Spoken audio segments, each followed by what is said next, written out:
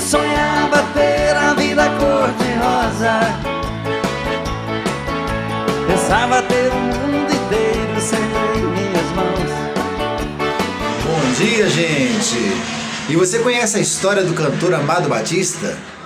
Hoje vamos contar para vocês aqui a história de Amado Rodrigues Batista, que nasceu em Catalão em 17 de fevereiro de 1951.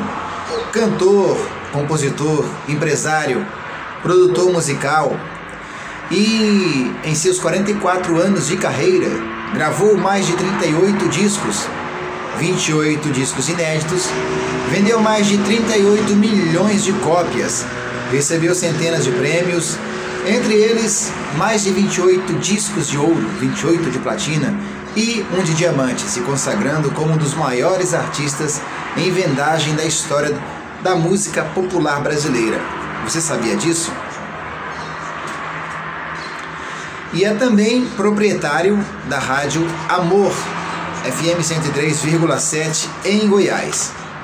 É filho de Sebastião Rodrigues da Silva e Joana Batista Rodrigues, sendo caçula numa família de 8 irmãos: Artênio, Ana, Sueli, Paulo, Suelene, Benício e Olício. Sua trajetória tem um enredo parecido com a de muitos artistas brasileiros, de origem humilde e simples, pobre, o sonho de ficar famoso e as dificuldades que se enfrenta até chegar a esse topo.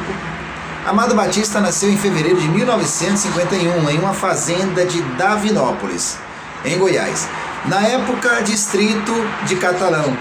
Essa foi a primeira parte aqui, começando a série Histórias de Sucesso aqui do canal Grandes Sucessos, e voltamos com a segunda parte em breve. Um abraço a todos.